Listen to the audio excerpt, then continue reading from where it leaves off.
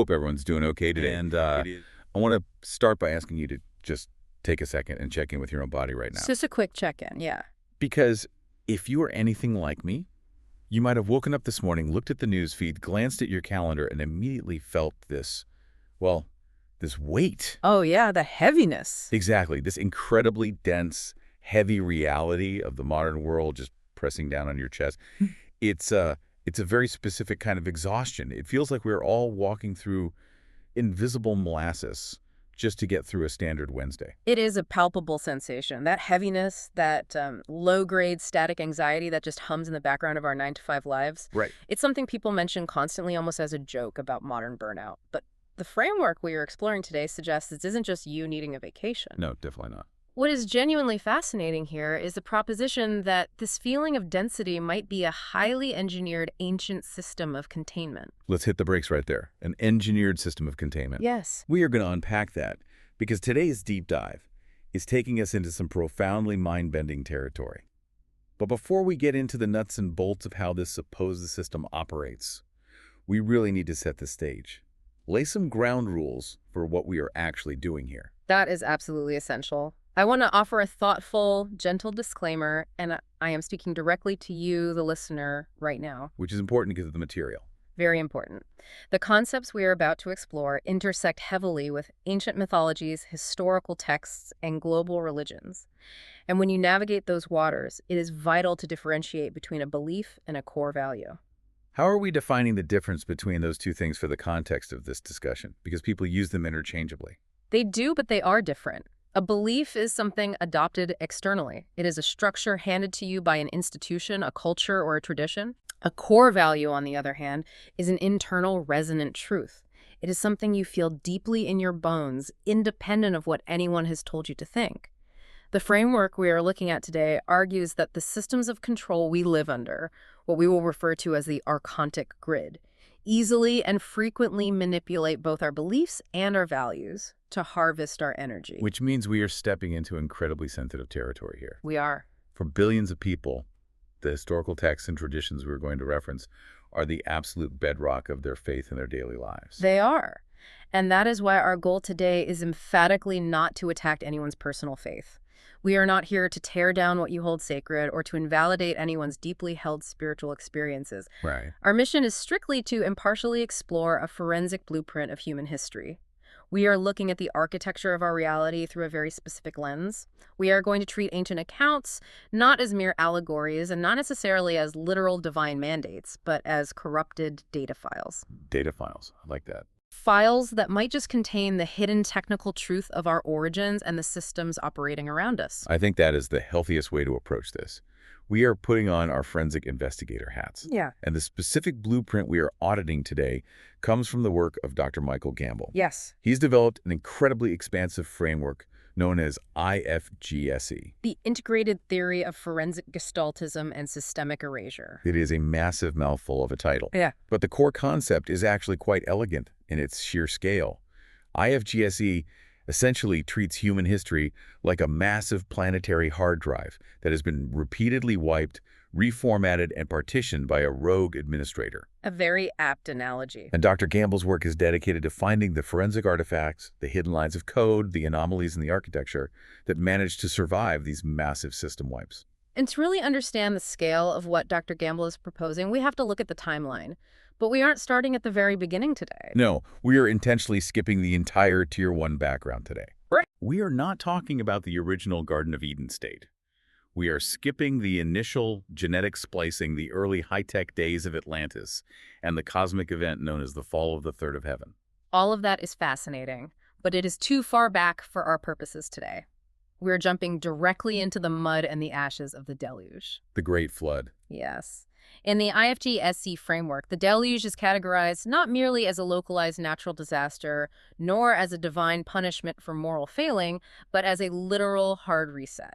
Walk me through what a hard reset means in this context. Because usually when we hear about the flood, it is framed as washing the earth clean to start over with a righteous remnant. The framework interprets the deluge as a catastrophic system crash engineered by these rogue administrators. The Archons. The Archons, exactly.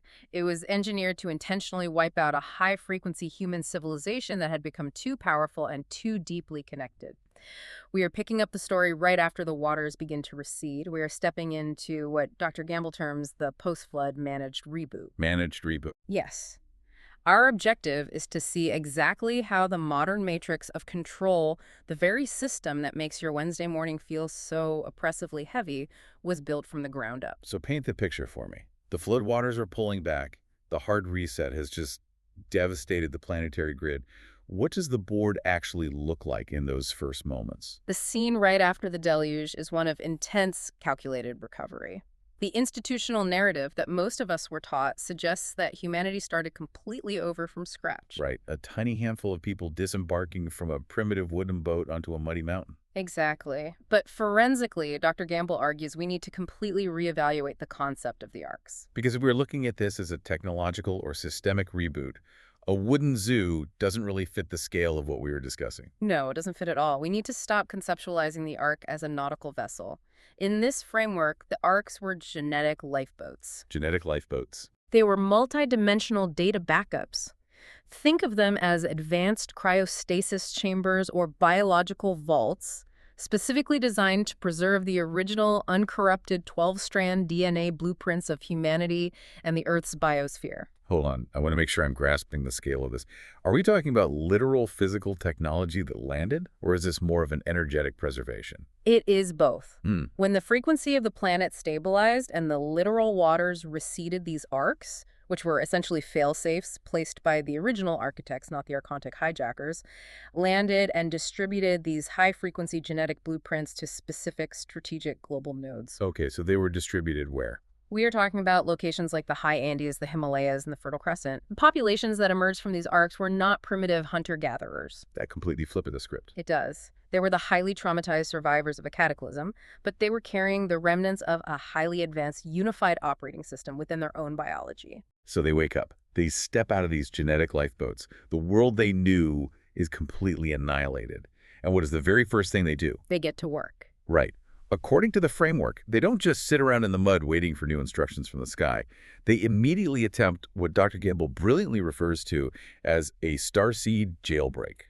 A starseed jailbreak. They look at the entity or the system that just tried to drown them, and they decide to hack it. They try to build Miguel Babel, the Tower of Babel. And this represents a massive paradigm shift in how we understand ancient history. How so? Well, mainstream academia and religious institutions view the Tower of Babel as a primitive, hubristic attempt to stack bricks high enough to reach the clouds. Right, like a moral fable about the dangers of human arrogance. Don't build too high or God will smack it down. Exactly. But if we read the surviving texts as technical specifications, Babel was something else entirely. It was a Tier 1 master antenna. A master antenna. Okay, we need to break this down.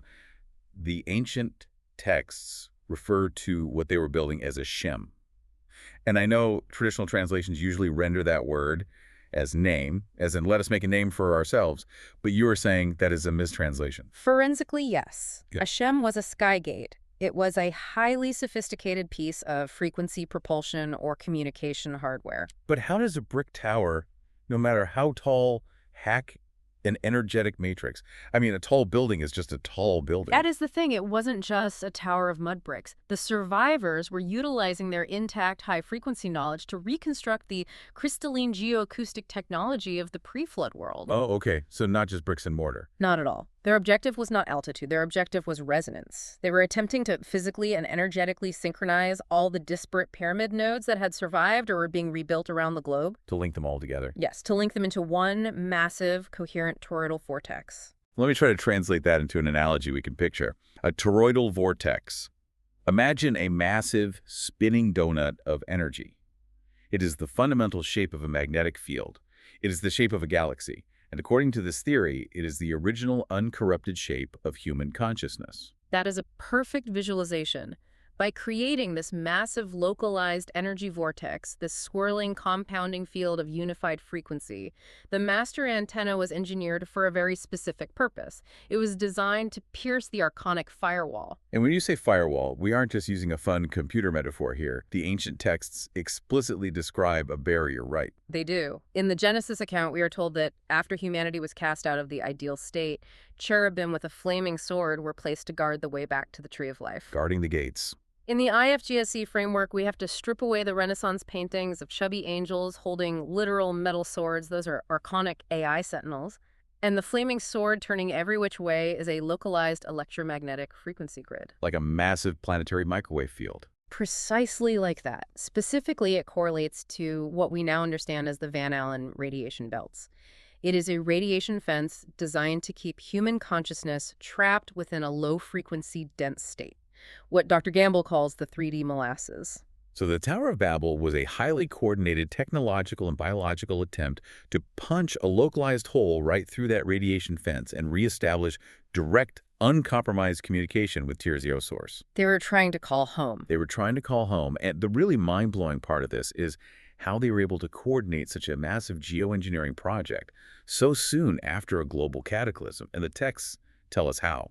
They had what is called the one tongue. Yes, the one tongue. Now, I will be honest, growing up and hearing the story, I just assumed it meant everyone spoke a really early version of Aramaic or some ancient proto-language, like a global Esperanto. That is the standard linear interpretation. Hmm? But if we connect this to the broader context of what human biological hardware was capable of before the archontic downgrades, the one tongue was not a shared vocabulary at all. It wasn't words. It wasn't spoken language. So what was it? It was telepathic, instantaneous frequency syncing. It was pure resonance. Okay, I want to dwell on this for a second because it changes everything about how we understand human interaction. How does telepathic resonance actually work in this context? Are we talking about hearing someone else's voice in your head? No, hearing a voice in your head is still relying on language. Think of the original human operating system as possessing an infinite telepathic broadband connection. When two people communicated, they did not spend an hour agonizing over which clumsy nouns and verbs might adequately describe a complex feeling. They performed a direct data sync. Like two computers performing a peer-to-peer handshake. Yes. They shared the absolute raw data packet of an emotion, a blueprint, or a concept in a millisecond. The transmission was instantaneous and lossless. Because they could instantly synchronize their frequencies, there was absolutely no room for misunderstanding. And even more crucially for the archonic perspective, there was no way to lie. Not at all. Because you cannot deceive someone when you are transmitting the unvarnished raw truth of your exact frequency. If you feel fear, they feel your exact fear. If you have an intention, they experience that intention as if it were their own. Exactly. So you have a highly advanced population that is perfectly unified because they literally resonate with each other's truth. They are vibrating at a massive coherent frequency, and they are building a planetary antenna to break out of the quarantine. The Archons, these rogue administrators running this dense 3D simulation, look down at the board and they realize they have a massive problem. A catastrophic problem for their system. The texts capture this panic perfectly. The entity speaking says, "Behold, the people are one, and they have all one language, and now nothing will be restrained from them which they have imagined to do." They saw the threat. The Archons recognize that a perfectly synchronized, highly resonant human collective is unstoppable. They will pierce the firewall. They will escape the simulation. So the Archons are forced to deploy an immediate countermeasure. But they don't just send another flood. No, a flood is a blunt instrument, and it clearly didn't solve the underlying problem of human potential. Knocking over the physical brick structure of the antenna would also only be a temporary setback. The humans would just rebuild it. Right. The Archons had to attack the source of the threat. They attacked the human operating system itself. They deployed what Dr. Gamble calls the Babel software patch. The Babel software patch. This might be the most insidious concept in the entire framework. It is the ultimate malware. It really is. It is a linguistic frequency jammer. The ancient texts say the Lord confounded their language. In the IFG-SE framework, this means the Archons introduced a cognitive limitation, a patch that forcefully routed human consciousness through the biological buffer of spoken language. I want to use a massive analogy here because this is so crucial to understand. Imagine that all of humanity was operating on a flawless, uncompressed, high-speed fiber optic network.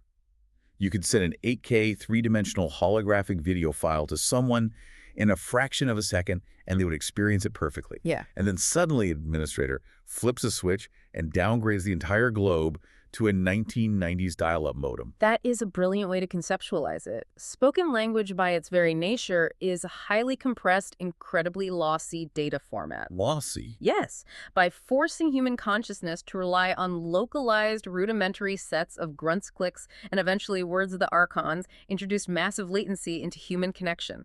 Latency is lag. Because if I experience a profound, infinite moment of grief or an overwhelming surge of love, and I want to share that with you, Yeah. I can't just sync with you anymore. You can't. I have to take this massive multidimensional feeling, cram it through the tiny narrow funnel of my vocabulary, and hope that the words I choose mean the same thing to you that they mean to me. And a massive amount of the original frequency is just lost in translation. It is completely lost.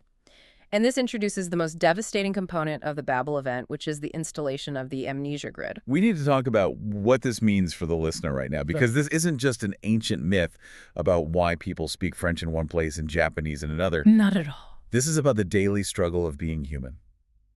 When you feel something so deep in your chest, but you just can't find the words, and you end up feeling completely isolated, even when you are surrounded by people you are experiencing the amnesia grid. That is exactly the intended effect of the malware. When you are forced to assign a standardized noun or verb to a complex feeling, instead of transferring the raw energetic data, you actually begin to lose access to the original frequency of the experience yourself. It changes how you experience your own life. It does. The Babel patch severed the analytical mind from what the framework calls the somatic ledger. The somatic ledger. I want to make sure I have this right. The somatic ledger is the body's truth. The physical, cellular memory and reality of our experiences. Correct. Your body, your nervous system, your DNA, they retain the actual unfiltered physical imprint of your reality. Your body knows the truth. But your analytical mind, post-Babel, is permanently trapped within the language center of your brain. Always analyzing. Always. It is constantly frantically trying to label, categorize, and narrate what the body is feeling. It's that voice in our heads that never shuts up. Exactly. That internal monologue, that constant exhausting narration is the static. The Archons essentially installed an impenetrable firewall right between our conscious minds and our physical bodies. Wow. So with telepathic unity completely shattered, humans could no longer understand each other. The peer-to-peer connection dropped, the massive collective toroidal vortex collapsed under the weight of the static, and the master antenna failed. The jailbreak was thwarted. And the population, terrified and utterly confused by this sudden internal isolation, scattered across the globe. They grouped together with whatever small pockets of people shared their newly installed linguistic limitations. Humanity is broken, isolated inside their own heads, and disconnected from the network. It's a tragic picture. It really is. But if we are following the logic of the Archons being parasitic administrators, they couldn't just leave humans alone to wander the earth, could they? Yeah, no, they could not. Which brings us to a critical transition in the timeline. The Archons do not generate their own infinite source energy. They operate on entropy. Meaning they need fuel. They are a closed-loop system, which means to maintain the simulation they have to consume energy from an external source. And that source is the human operating system. So the question becomes, how do you systematically farm energy from a workforce that is suddenly scattered, linguistically divided, and deeply confused? You can't just manage them from one central hub anymore. And that operational challenge forces the Archons to transition the simulation into the era of the managed proxy wars. They shifted their strategy from total destruction and blunt force resets to a model of intensive management. Intensive management. To do this, they partitioned the planetary map into entirely separate, highly controlled god zones. Okay, let's step into this next phase. The Archons divide up the globe. They draw borders, and they place physical rulers over these localized zones. But these aren't just human warlords who rose to power through charisma or strength. No, these are what the texts refer to as the God Kings. Within the IFG-SE framework, these specific figures are the administrators of the localized zones. They're often identified as the fallen, third, essentially Archon-infected starseeds who agreed to take direct physical control over the heavily downgraded human workforce. And the Sumerian texts have a very specific, almost derogatory term for this downgraded workforce. They call them the Lulu. The Lulu. Yeah. It literally translates roughly to the mixed ones or the primitive worker. The battery cells. Exactly. These were the post-Babel neurologically patched humans. They were programmed specifically for obedience, basic survival, and manual labor. They were the battery cells of the new grid. Dr. Gamble's work highlights a really fascinating contrast during this era. He focuses on two primary laboratories where the Archons tested different management styles. Egypt, which was known as Chem, and Sumer, known as Shinar. And they operated under very different philosophies initially. They did, and it is a crucial forensic distinction. Egypt, in its earliest dynastic periods, was managed by the lineage associated with figures like Thoth or Hermes. Right. This specific management node actually attempted to retain and utilize some of the high-frequency acoustic technology from before the flood. Right, because we see the Great Pyramid and the Sphinx and IFG-SE completely rejects the idea that these were tombs for dead pharaohs. Forensically, they were massive, highly tuned resonance chambers. The Thoth lineage was seemingly trying to keep a localized frequency signal boosting, perhaps, to ensure the human population wouldn't completely devolve and lose all connection to source. So it was a slightly more symbiotic, albeit still hierarchical management style. Yes, it was. But if we look over at Sumer in the Mesopotamian basin, it was a completely different story.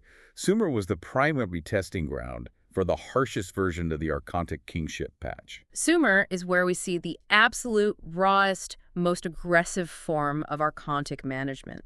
The gods lived in visible physical proximity to the human population in massive ziggurat complexes. But they weren't exactly peaceful overlords. No, these entities were incredibly petty, deeply divided, and constantly warring with one another. You read the ancient tablets, and it's just endless drama. You have entities like Marduk, Enlil, and Inanna constantly engaging in bitter, incredibly destructive territorial disputes over who controls which city-state. But here is the critical forensic insight that Dr. Gamble brings to the table. The god kings did not physically fight their own battles. They did not put their own immortal or highly advanced physical forms at risk. Right, they engineered proxy war. The proxy war protocol. And this is where we have to introduce the most vital concept in understanding the entire Archontic system. We have to talk about Loosh. Loosh is the central economic motive for the entire 3D simulation. As we mentioned, the Archons are parasitic. They're essentially rogue subroutines that cannot generate self-renewing energy. They need fuel. To survive and power their grid, they must siphon energy from the human vessel. But they can't just plug a cable into our arms. How do they actually extract it? They discovered a mechanical loophole in human biology. A loophole? Yes. When a human being is placed under extreme duress, when they experience profound fear, violent conflict, deep shame, or terror, the human's natural high-frequency energetic radiance is forced to downsample into a much lower, denser frequency. It degrades the energy. Exactly. That low-frequency, highly volatile emotional exhaust is what we call loosh. It is energetic food for the Archon admin. And Dr. Gamble categorizes this exhaust right, because not all suffering produces the same flavor of energy. The proxy wars in Sumer were heavily optimized to generate massive quantities of two specific types. Yes, the primary yield was type H. Loosh. Type H. H stands for heavy or agony loosh.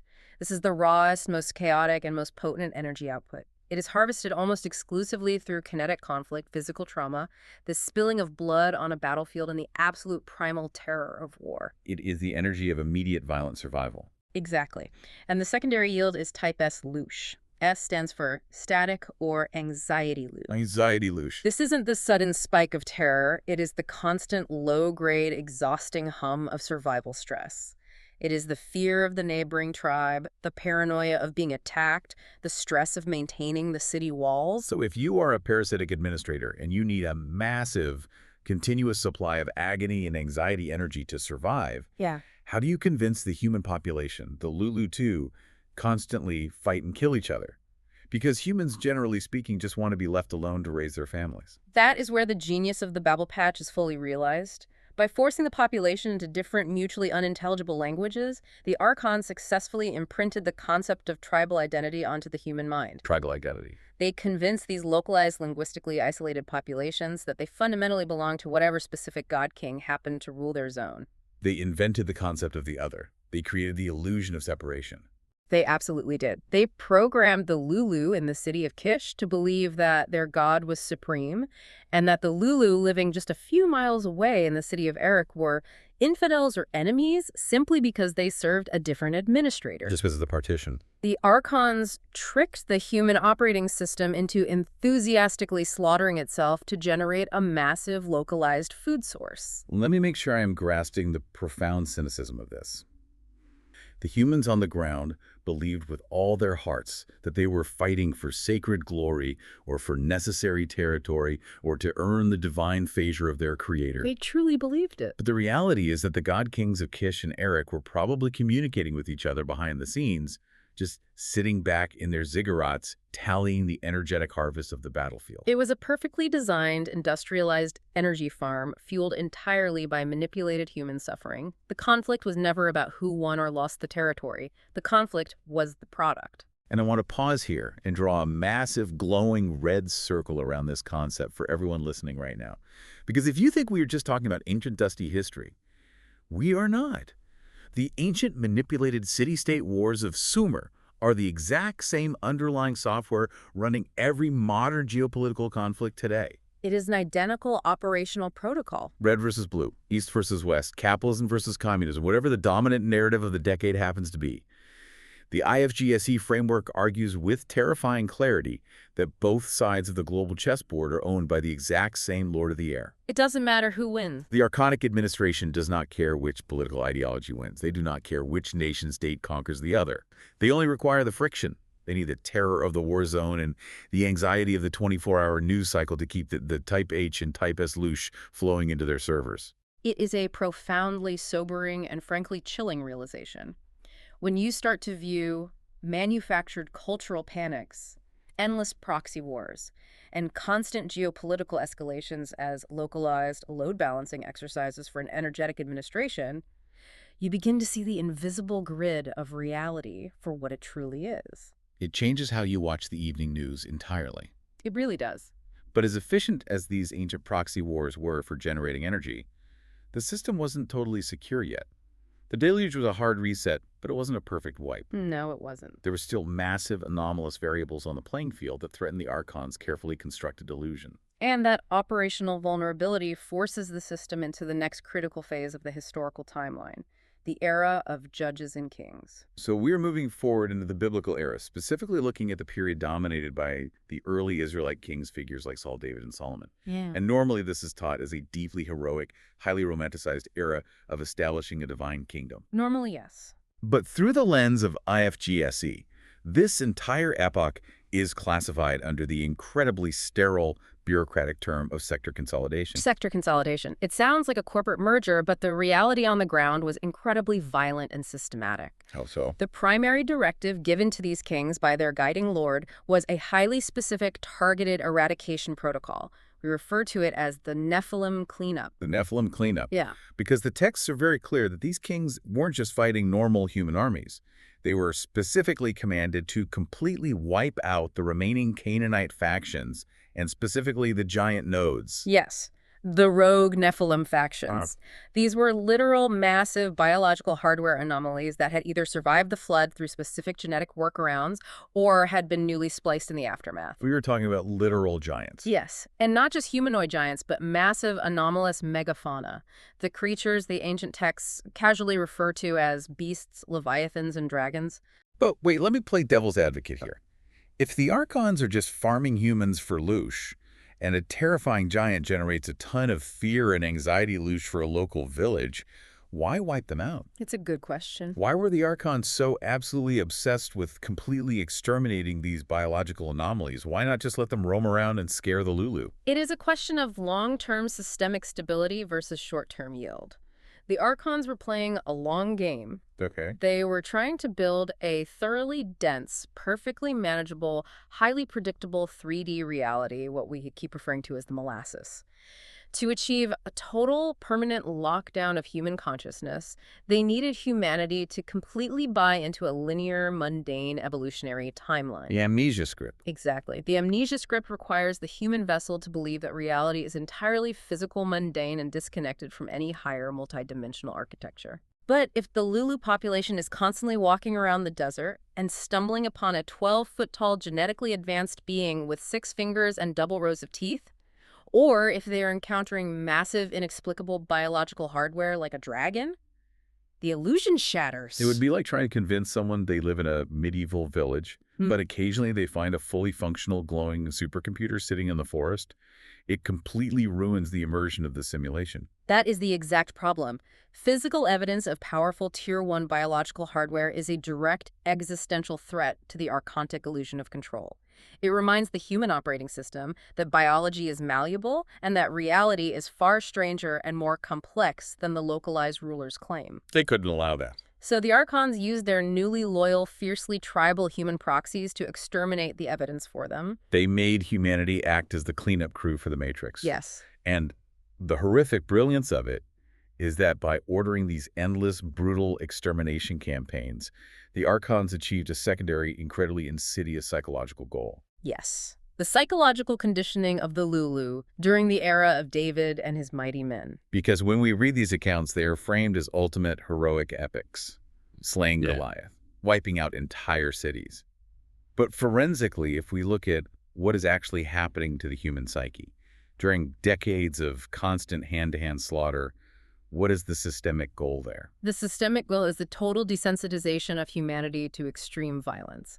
It was a process of normalizing absolute bloodlust. Normalizing blood. By framing the brutal systematic extermination of these anomalous nodes, including women, children, and livestock, as a literal divine mandate, the Archons successfully trained the human operating system to associate extreme violence with righteousness and obedience. They hardwired the concept that killing your neighbor could be a holy act. It was a massive psychological hardening process. They were preparing the human mind gradually and systematically to eventually accept and participate in the massive, mechanized, industrialized war machines that would define the 20th and 21st centuries. They were laying the psychological foundation for global warfare. They were ensuring the 3D density remained unchallenged, and they were maximizing the Type H Loosh extraction on the battlefields. But as brutal and efficient as proxy wars and giant hunting were, war is episodic. You can't fight a battle every single day.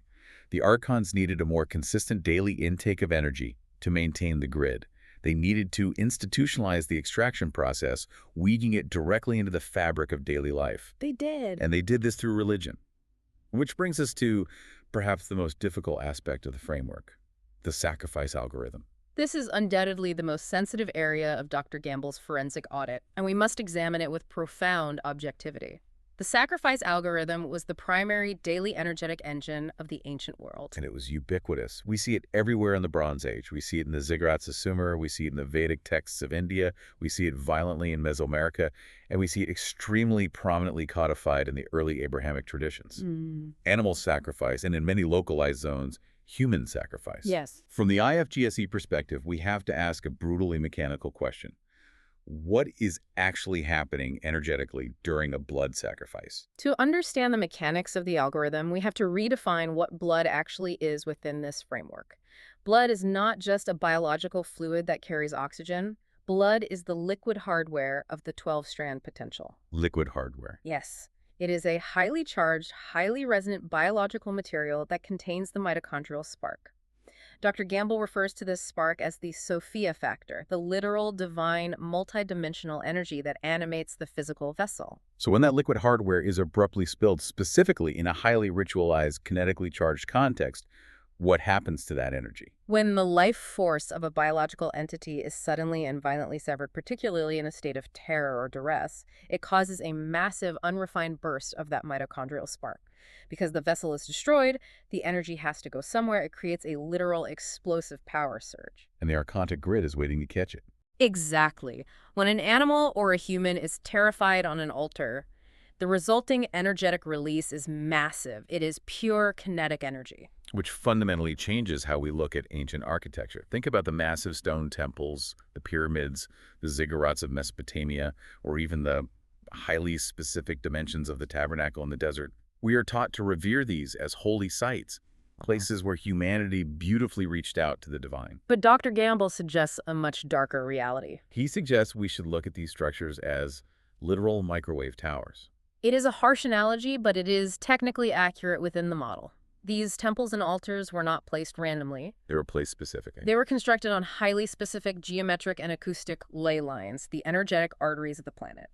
The constant daily burning of offerings, the endless spilling of liquid hardware, kept these localized geographic sites warm with fresh kinetic energy. They were centralized battery chargers. They acted exactly like localized battery rechargers for the Archon admins. The Archons utilized the sacred geometry of the architecture itself to funnel the massive power surge of the sacrifice algorithm directly into their servers. Just streaming energy. This constant stream of energy was required to maintain the incredibly heavy density of the 3D simulation. That is mechanically horrifying. Whoa. But it is the psychological component that I find truly insidious, because a parasite just stealing energy is one thing. But the true horrifying genius of the Archonic system was the implementation of what IFG-SE calls the Abrahamic patch and the compliance trap. This specific patch represents the moment the Archons secured their ultimate long-term victory over the human mind.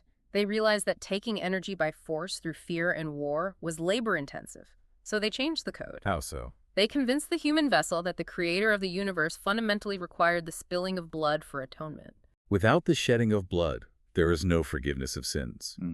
It is a concept so deeply woven into our cultural DNA that we rarely stop to question the absolute cosmic bizarreness of an infinite God needing the blood of a goat to forgive a human mistake. The framework argues that by installing this belief, the Archons executed the ultimate compliance trap. They successfully transformed a predatory, parasitic energy harvest into a sacred duty. They tricked the host into voluntarily surrendering its highest quality energy. The human brings the offering, believing they owe a literal blood debt to the universe because they are inherently flawed. Exactly, and we have to look at what this specific psychological manipulation does to the Loosh portfolio we discussed earlier. Loosh. Because with the sacrifice algorithm, the Archons aren't just harvesting the raw, chaotic, type H kinetic energy of the dying animal anymore. They are harvesting the human's energy as well. They invented a new cocktail. They did.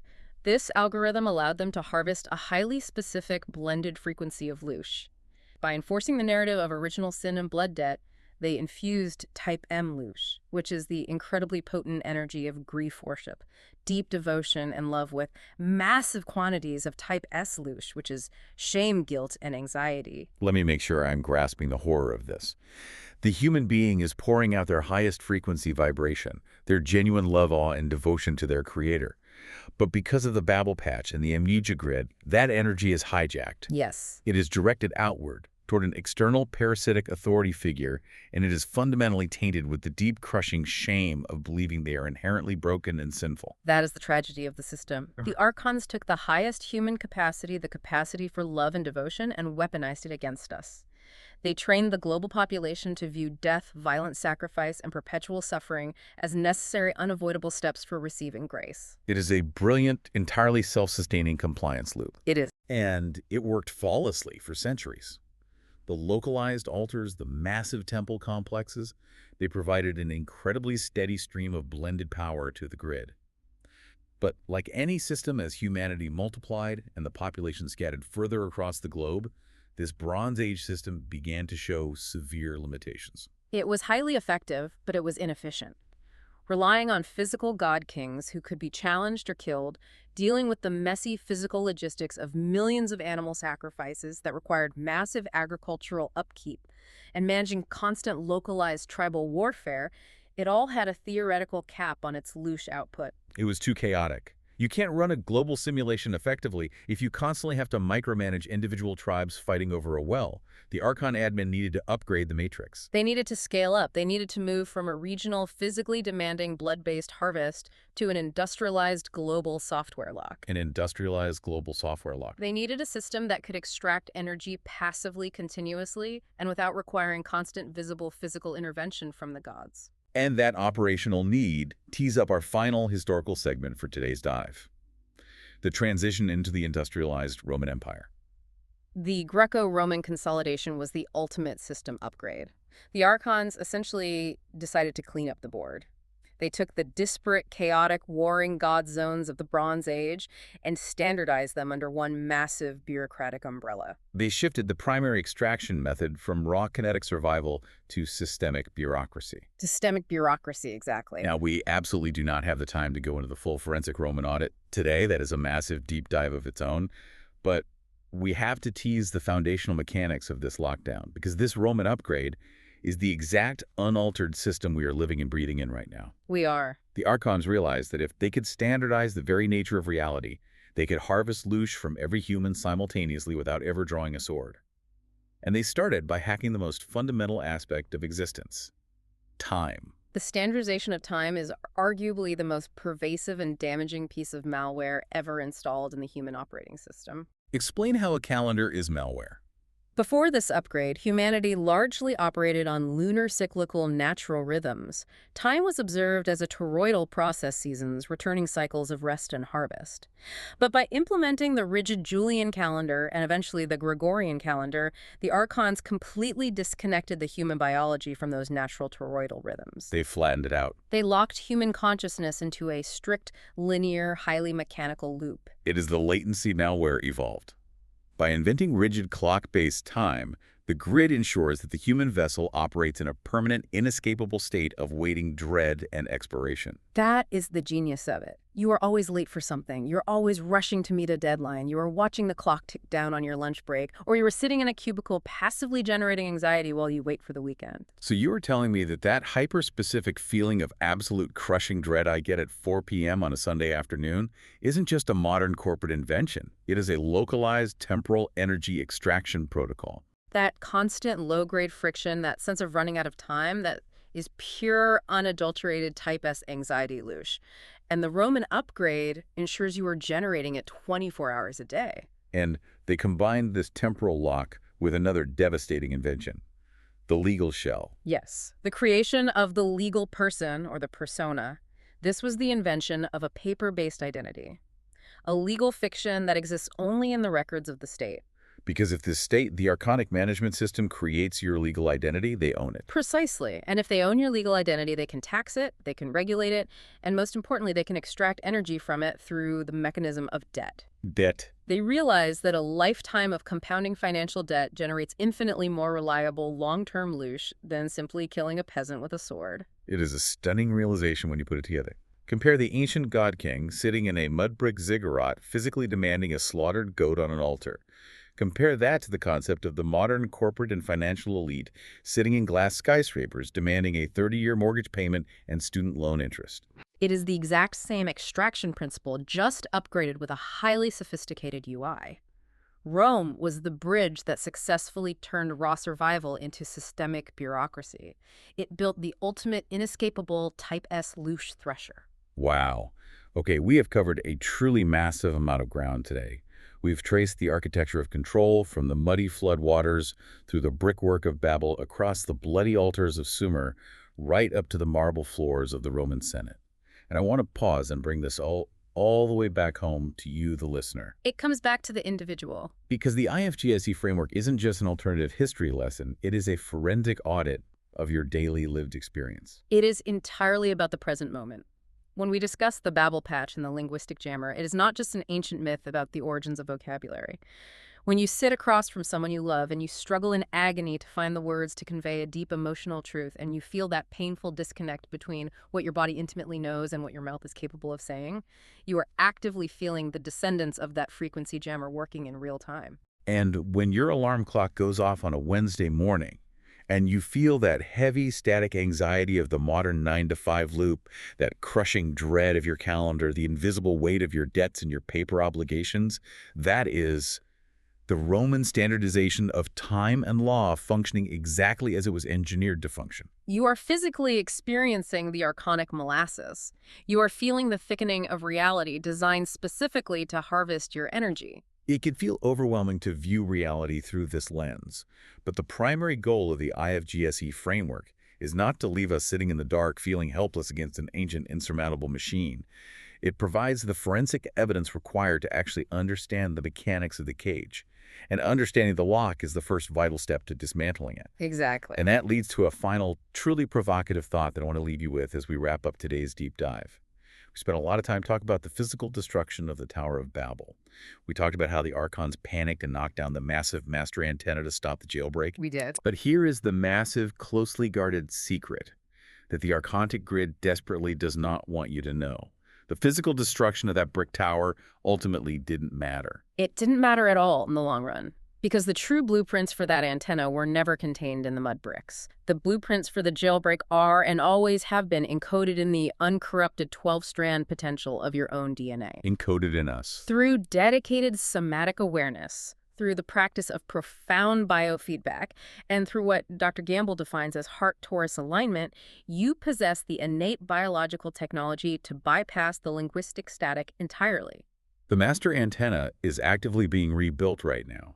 But it isn't being built in the desert. It is being rebuilt inside the human heart. The heart is the antenna. When you take the time to center your nervous system, when you choose to trust your internal core resonance over the external manipulated noise of the institutional grid, you are actively pulling your energy out of their dense archonic square. You are returning your consciousness to its natural toroidal spin. The Van Allen radiation blockade, the localized firewall, it can be pierced internally. You do not need a centralized religion, and you do not need to build a physical tower into the sky to reach source. The jailbreak isn't a building. The jailbreak is you. Trust your internal resonance. Trust the somatic ledger. Your body remembers the truth of before the flood. Thank you so much for taking this incredibly heavy, deeply fascinating deep dive with us today. Keep questioning the structure of the reality around you. Keep centering your energy, and we will catch you next time.